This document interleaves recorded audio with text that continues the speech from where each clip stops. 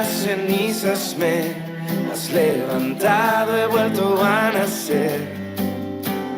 Tu gracia irrumpió, mi corazón ha vuelto a latir.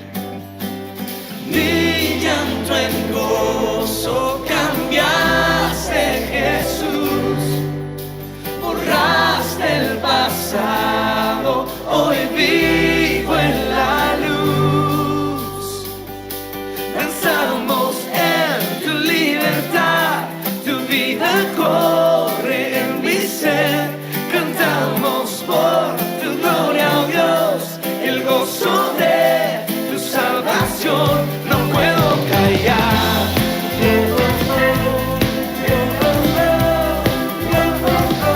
No puedo callar.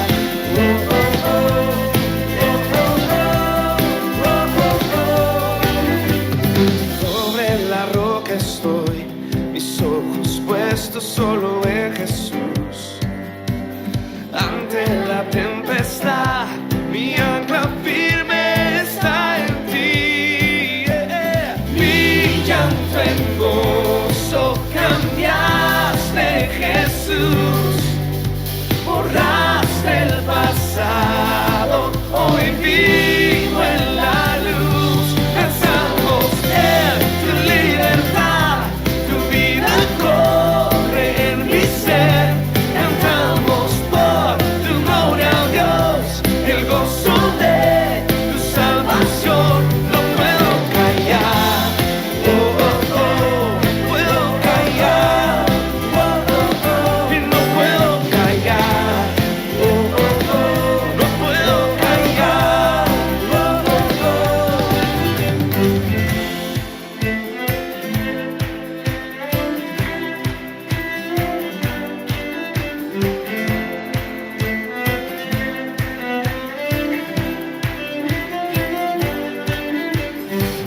Mi llanto en gozo cambiaste, Jesús. Borraste el pasado, hoy vivo en la luz. Mi llanto en gozo cambiaste, Jesús. Borraste el pasado, hoy vivo en la luz. Danzamos en tu libertad, tu vida corre en mi ser. Cantamos por tu gloria, Dios, el gozo de tu salvación. Danzamos en tu libertad, tu vida corre en mi ser. Cantamos por tu gloria, Dios, el gozo de tu salvación. No puedo callar, oh, oh, oh, no puedo callar, oh, oh, oh, no puedo callar, oh, oh, oh, oh, oh, oh, oh,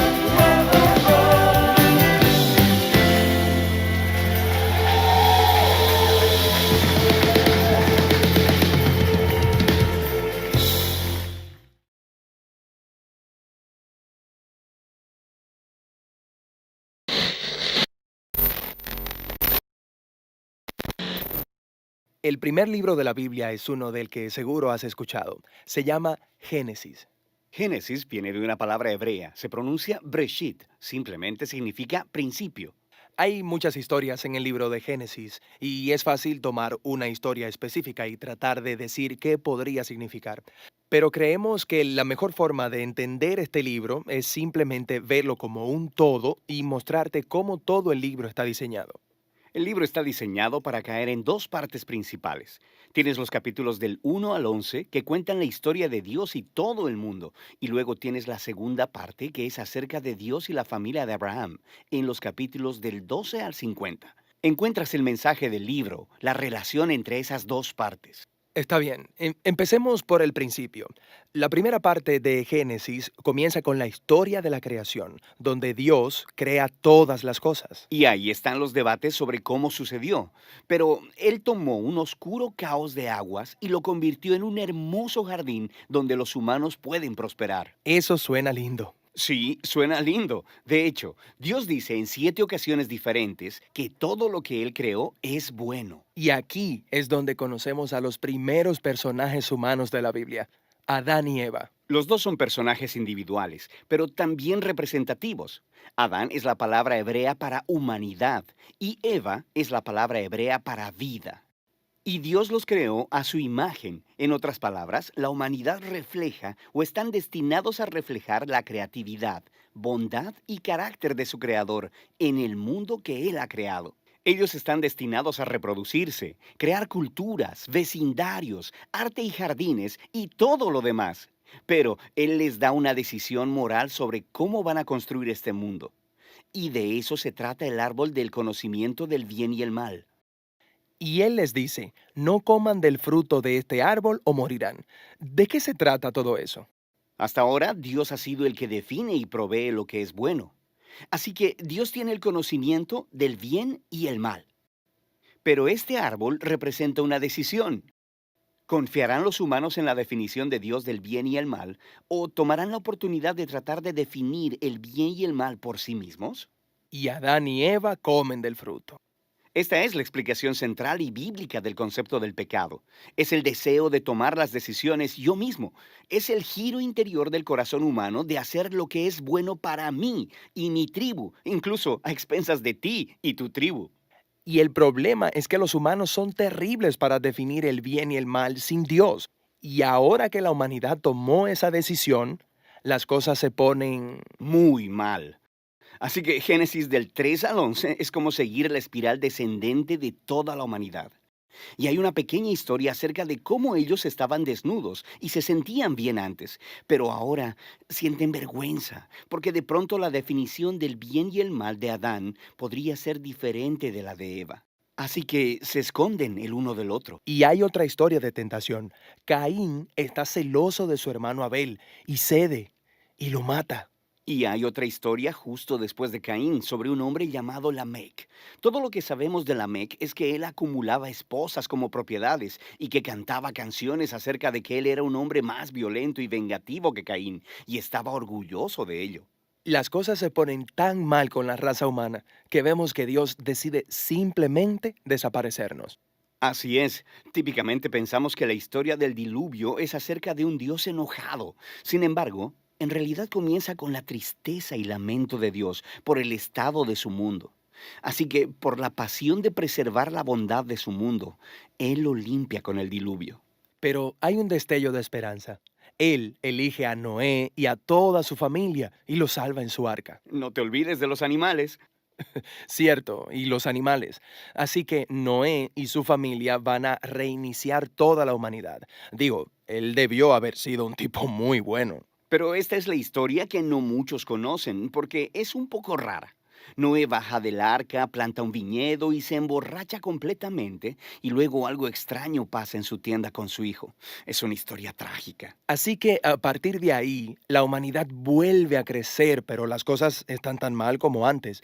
Y la última historia es la famosa historia de la Torre de Babel. En esta historia encuentras a todas estas naciones uniéndose para usar esta nueva tecnología que tienen, el ladrillo. Ellos quieren crear un nombre para ellos mismos, construir una nueva ciudad con esta enorme torre que alcanzará hasta los dioses. Pero Dios sabe que esa ciudad será una pesadilla, así que en su misericordia los dispersa. Todas estas historias subrayan la misma idea básica. Cuando los humanos toman autonomía de Dios y definen el bien por sí mismos, resulta en un mundo de tragedia y muerte. Y todo esto nos deja pensando, ¿hay alguna esperanza para la humanidad? Sí, sí la hay. Y justo la siguiente historia responde esa pregunta. Es el principio de la misión de Dios para rescatar y restaurar este mundo. Estamos yendo a través del libro de Génesis, el cual está compuesto de dos partes principales. La primera parte comienza en el jardín, en donde vemos a la humanidad caer en una espiral descendente hacia la autodestrucción. Termina en la Torre de Babel, donde una humanidad rebelde es dispersada por Dios. Luego, la segunda parte de Génesis hace un acercamiento y se concentra en una sola familia. Y justo en el medio está una historia que une a las dos partes de Génesis y nos ayuda a entender de qué se trata todo el libro. Cuéntame, ¿cómo llegamos de la Torre de Babel a esta historia justo en medio? Bueno, después de la dispersión de Babel, hay una genealogía y sigue a una de las tribus hasta llegar a un hombre llamado Abraham. Probablemente lo conoces como Abraham. Dios comienza a hacer muchas promesas a Abraham, como que él lo bendecirá y le dará muchos hijos. Y él dice que a través de Abraham y su familia, todas las familias de la tierra encontrarán la bendición de Dios. Así que, básicamente, Dios está tratando de restaurar a la humanidad, a su bondad en el jardín y a sus intenciones originales para el mundo. Es como su plan de rescate para la humanidad.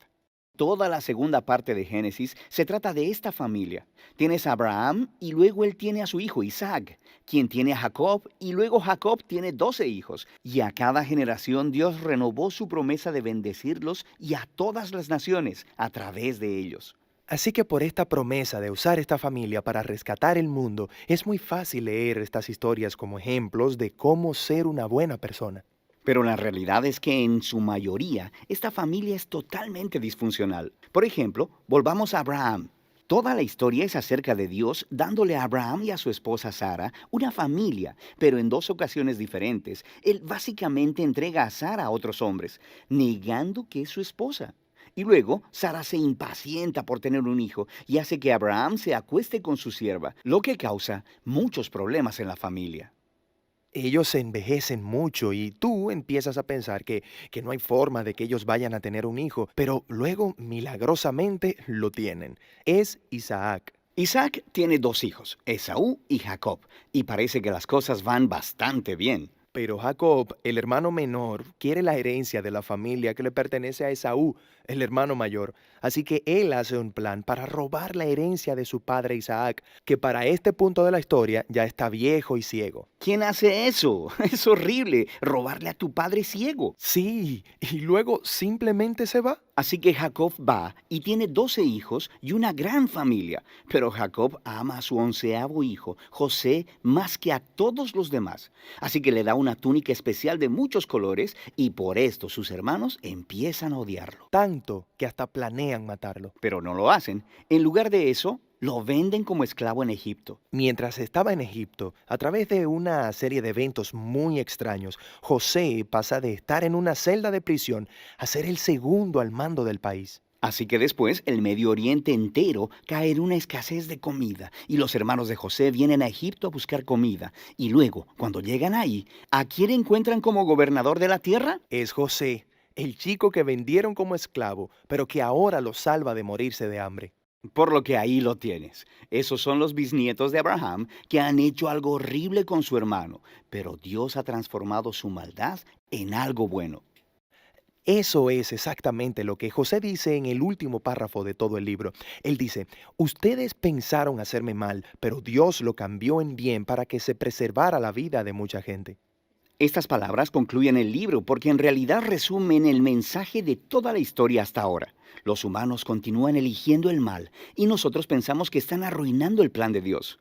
Pero Él sigue transformando el mal en bien y de alguna manera Él va a usar esta familia para restaurar a la humanidad de nuevo en el jardín. Así que ese es el libro de Génesis, pero todavía no sabemos cómo Él usará a su familia para llevarnos de nuevo al jardín. Claro, pero este es solo el primer libro, así que eso es lo que el resto de la Biblia responde.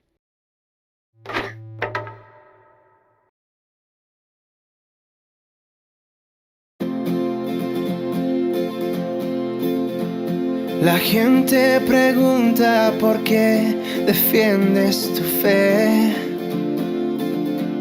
Te dicen que no existe Dios. Pensabas que no iba a pasar, que todo iba bien, mas no callarás. No te callarán.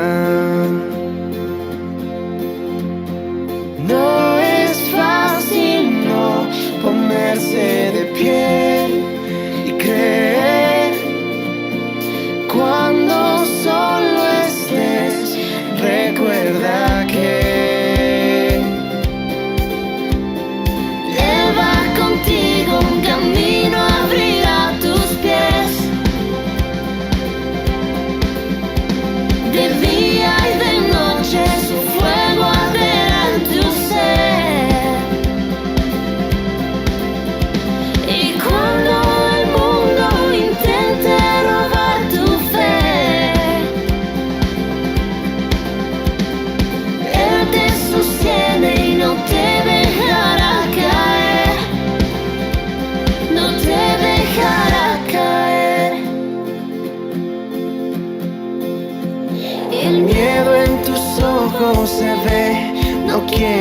fallar, no vas a parar, no te rendirás. Cuando te intenten callar, tu voz apagar, no tengas temor, levanta tu voz. No es fácil no ponerse de pie y creer cuando solo estés. Recuerda que Él va contigo, un camino abrirá tus pies. De día y de noche su fuego arderá en tu ser. Y cuando el mundo intente robar tu fe, Él te sostiene y no te dejará caer, no te dejará caer. Oh, oh, no te dejará caer. Oh,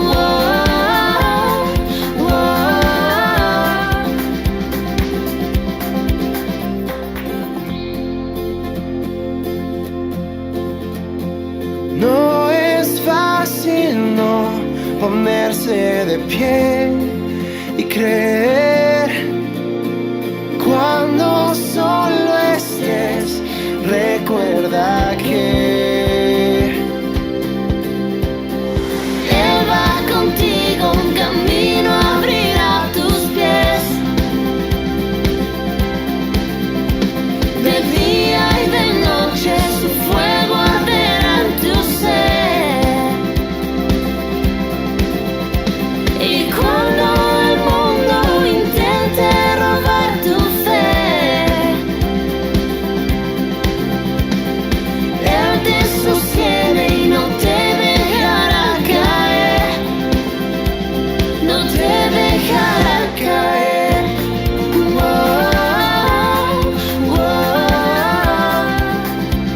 no te dejará caer. Oh, oh, no te dejará caer.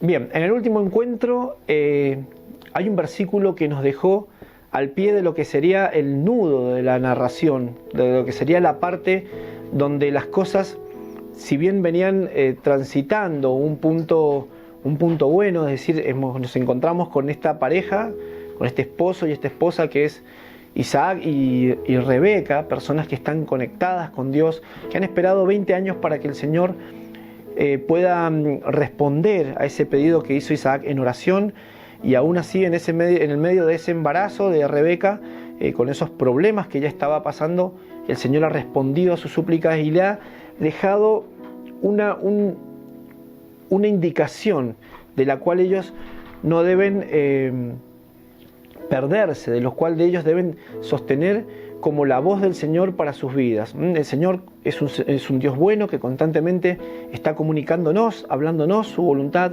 Lo hace a través de su palabra, lo hace a través de la oración, lo hace a través de la comunidad de fe, a través de los hermanos de la iglesia.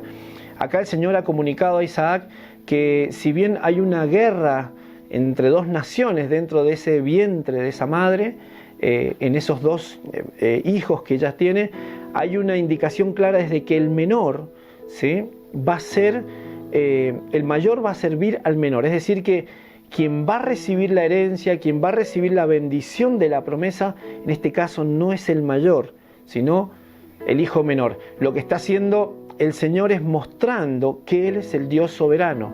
Más allá de lo que nosotros podamos querer o conocer o tener como preceptos en nuestra vida, en nuestras familias, en nuestras tradiciones, nosotros siempre debemos reconocer que la voz del Señor es la voz soberana, ¿sí? Su voluntad es la que nosotros conocemos a diario y practicamos y podemos entender a diario si estamos conectados en una fe dinámica. El tema que vamos a tratar hoy es el tema de la fe, porque seguimos transcurriendo este camino que abrió Abraham, el padre de la fe, lo seguimos transcurriendo y viendo cómo esa fe de Abraham no se va a replicar en la fe de su hijo Isaac, ¿sí? Porque él, a pesar de que comienza bien, vamos a observar cómo la fe puede ser también una fe disfuncional, es decir, una fe a medias. Si vos me acompañás, vamos a comenzar en Génesis capítulo 25, versículo 28, donde comienza por ahí el punto del problema. Dice, Isaac quería más a Esaú, porque le gustaba comer de lo que él cazaba, pero Rebeca quería más a Jacob. ¿Sí? Acá, como comentamos en el encuentro pasado, acá estamos viendo que hay padres que están privilegiando a un hijo del otro. Cada uno está eligiendo a su hijo por las particularidades, por sus talentos, por las cuestiones que puede presentar, pero no por lo que realmente el Señor les había indicado. Bien, en Génesis 25-29 comienza el relato. La primera sección que vamos a trabajar hoy dice: un día, cuando Jacob estaba preparando un guiso, Esaú llegó agotado del campo y le dijo: dame de comer de ese guiso rojizo, porque estoy muy cansado. Por eso a Esaú se le llamó Edom, que significa rojo. Véndeme primero tus derechos de hijo mayor, le respondió Jacob. Me estoy muriendo de hambre, contestó Esaú. Así que, ¿de qué sirven los derechos de un primogénito? Véndeme entonces los derechos bajo juramento, insistió Jacob. Esaú se lo juró, y fue así como le vendió a Jacob sus derechos de primogénito. Jacob, por su parte, le dio a Esaú pan y guiso de lentejas. Luego de comer y beber, Esaú se levantó y se fue. De esta manera, menospreció sus derechos de hijo mayor.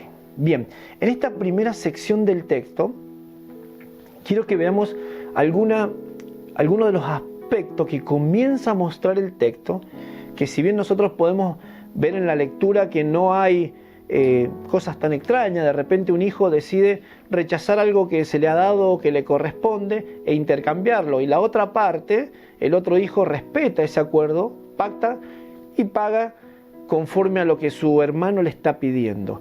Pero acá hay algo mayor en el texto, ¿sí? Estamos viendo a dos hijos ya grandes, a dos hijos mayores, ¿sí? Cada uno desarrollando su talento natural. El primero yendo de cacería, siendo el hombre fuerte, siendo el hombre de campo, y el segundo estando en hogar, pero siempre tramando, siempre planificando. Quizás vemos en la persona de Jacob, más que un hijo débil, un hijo estratégico, un hijo intelectual, un hijo que piensa, un hijo que está trabajando en planes que pueden ayudarle o hacerlo superar en su vida. Quizás no está usando la fuerza y está usando la inteligencia. En muchos de nuestros hogares nosotros vamos a ver eso en las aptitudes que tengan nuestros hijos. Vamos a ver algunos que sean quizás mejor para el deporte, otros mejores para el estudio, pero siempre va a haber una diferencia. La cuestión es que en este hogar, ¿sí? Y es el primer punto en el que vamos a aterrizar, en el que vamos a trabajar hoy, es que en este hogar se primaron los valores naturales por sobre los valores espirituales. Acá vemos a dos hijos grandes que realmente no les está importando mucho los valores heredados de Abraham a Isaac, es decir, que Isaac y Rebeca, este matrimonio que vimos que comenzó bastante bien, no ha dejado o no ha formado valores espirituales en sus hijos. Al primero lo vemos diciendo como una cuestión de negociación, ¿sí? En Jacob diciéndole: véndeme primero tus derechos de hijo mayor, o sea, te voy a cambiar lo que por tu necesidad, esto que te corresponde como hijo mayor. Lo que está haciendo es no teniendo integridad ni un comportamiento adecuado, ¿sí? Porque está tratando de trabajar con algo que le correspondía a su hijo mayor.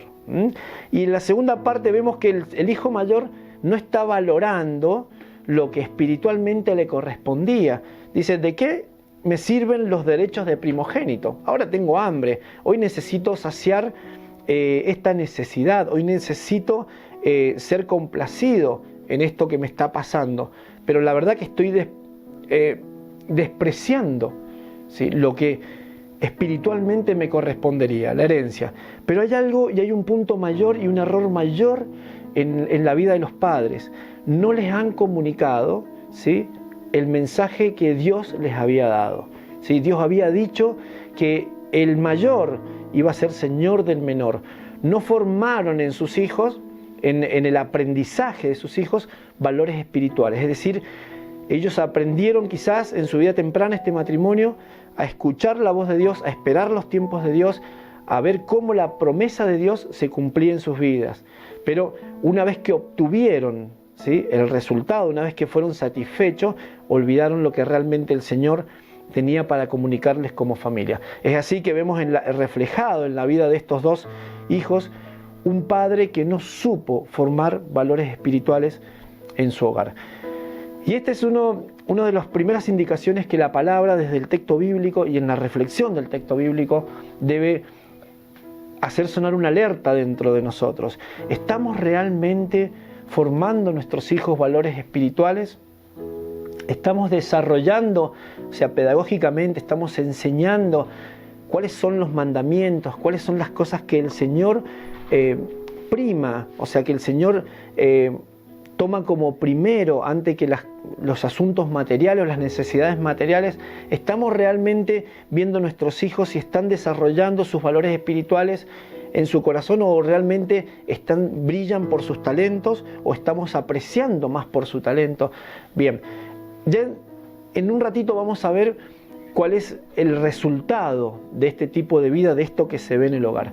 Ahora vamos a ver cómo esta fe, ¿sí?, comienza a transformarse en una fe disfuncional. Ya en el hogar se han perdido los valores espirituales.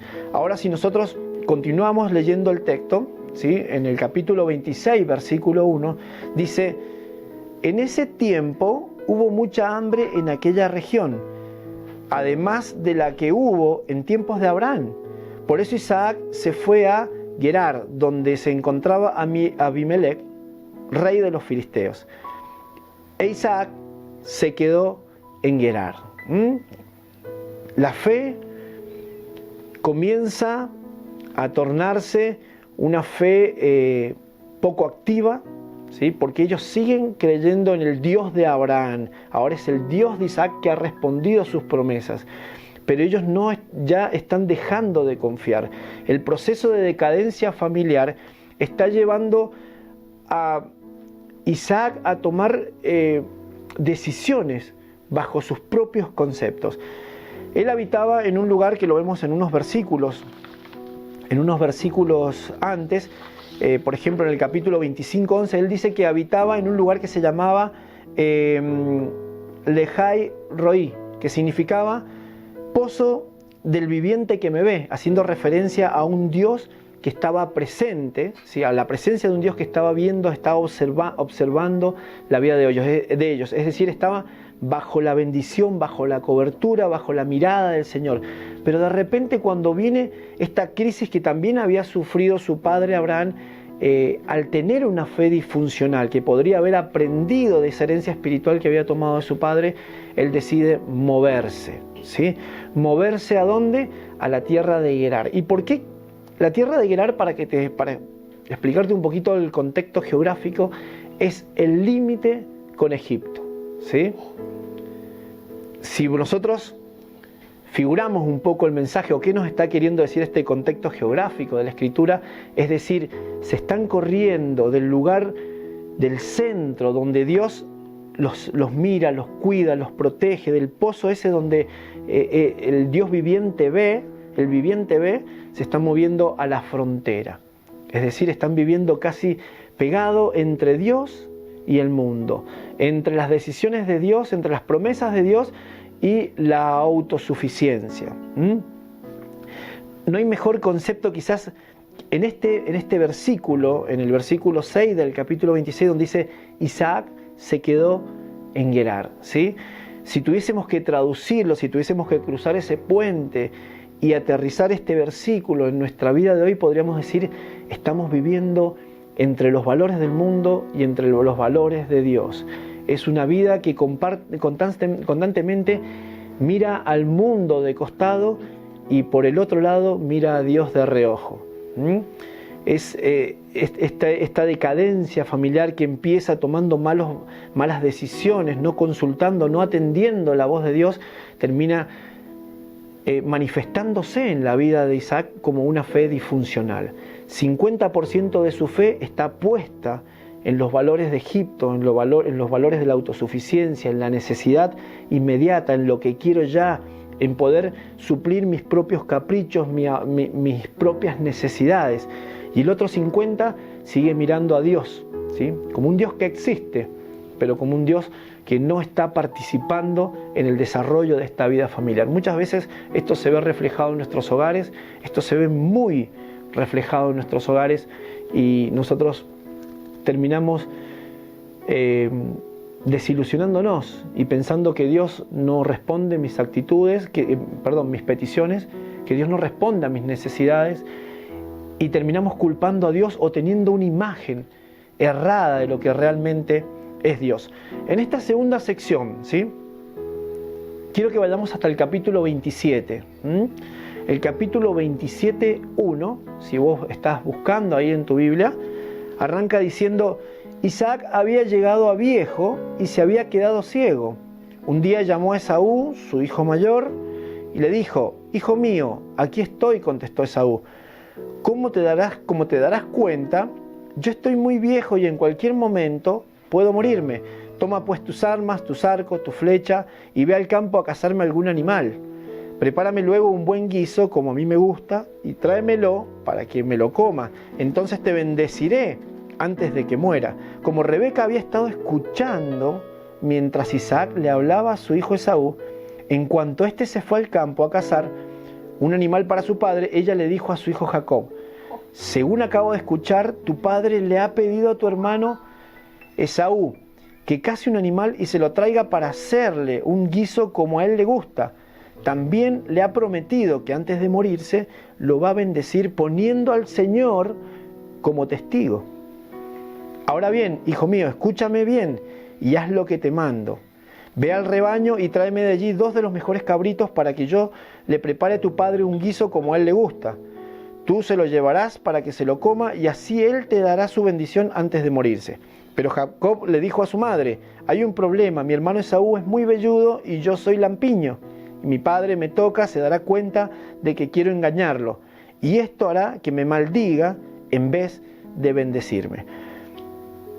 12 versículos que nos dan la clave de que realmente se olvidaron completamente de lo que el Señor les había indicado, ¿sí? Y acá estamos cayendo en una situación peor.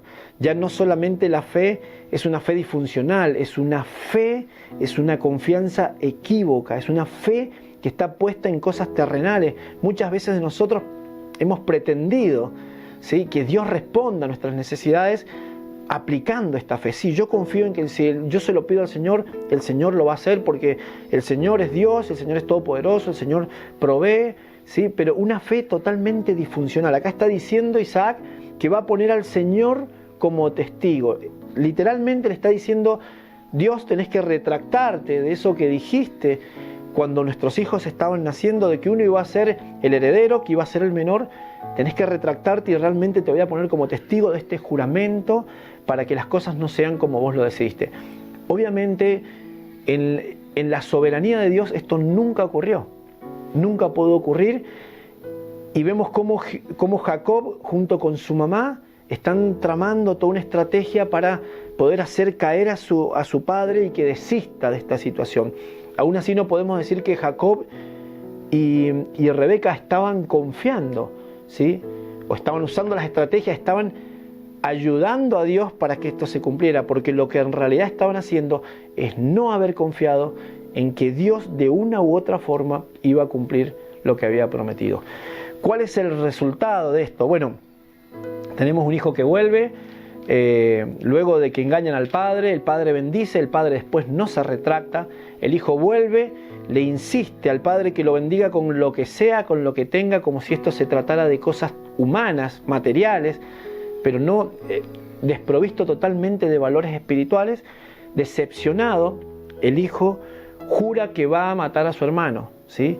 La madre, para que su hijo preferido no vaya a ser asesinado por su hermano, lo manda lejos, ¿sí? A la casa de un tío y le dice: cuando todo esto haya pasado, yo te haré volver y así, bueno, veremos cómo se solucionan las cosas. Resultado de esta fe disfuncional. Nosotros muchas veces pensamos que estas son las situaciones del mundo, pasamos 20, 30 años, 10, 15 años esperando que Dios acomode la situación y decimos: sí, el Señor se va a encargar de mis hijos, pero nada más alejado de la realidad, ¿sí? Por eso Dios nos capacita, Dios se propone como un Dios activo. Dios nos deja este versículo en Hebreos 11 donde dice que la fe es una fe que debe ser activa, presente, que se debe estar trabajando, cultivando constantemente, que si una vez recibimos la promesa, lo que le hemos pedido al Señor y Él nos lo ha cumplido, debemos seguir trabajando con Él en conjunto, escuchando su voz, porque Él es quien realmente nos conoce. Veamos los resultados. Por un lado tenemos un hogar absolutamente dividido y quebrado. Este hijo se va, el hogar se deshace. El otro hijo lleno de ira, porque anhela matar a su hermano tramposo. Una hija que pierde a su hijo amado, porque lo tiene que sacar fuera para que no se lo mate su otro hijo. Un padre absolutamente decepcionado, que si hubiese podido retractarse, si hubiese retractado, le hubiese quitado la bendición y se la hubiese dado al más grande, en contra de todos los propósitos. Pero por sobre todo ese caos humano, ese caos familiar, Dios mantiene su promesa intacta. El lío de los hombres no es el lío de Dios. Los problemas nuestros caprichos, nuestros berrinches, nuestras necesidades urgentes no son los caprichos y los berrinches ni las necesidades urgentes de Dios. Dios tiene una promesa, tiene un pacto de bendición con sus hijos, con la humanidad, y no va a torcer sus caminos ni sus planes, ¿sí? El efecto final de esta familia. Abraham dice que estaba viejo, ya envejecido y ciego, pero la realidad es que Abraham tenía aproximadamente entre 130 y 140 años y él murió a los 180. Es decir, que la fe disfuncional lo había desgastado, el caos familiar lo había envejecido. La preocupación, si vos ves en el relato bíblico, era total, que lo metía en un estado de confusión. Una madre que despide a su hijo esperando volverla a ver. El relato bíblico dice que Rebeca murió y que nunca volvió a ver a su hijo, porque realmente Jacob vuelve a juntarse con su hermano, siguiendo todo este asunto de las trampas, para enterrar a su padre, Abraham, ya de 180 años. La fe disfuncional, el hogar disfuncional, terminó desgastando a este matrimonio y el resultado fue un desastre total y familiar. Prestemos mucha atención a lo que el Señor nos va indicando. Es tiempo de que tomemos estas acciones, estas herramientas, y podamos comenzar a observar nuestro hogar y a transformarlo ahora que es el tiempo propicio donde Dios nos está hablando como iglesia. Los saludo, los bendigo y los animo a trabajar mucho en su hogar. Nos vemos.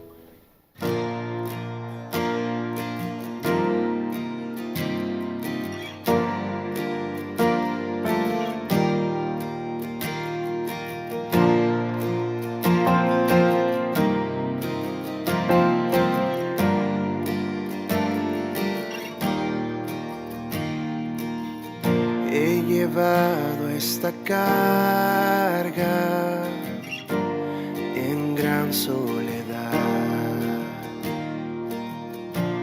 mas no fui creado para solo andar.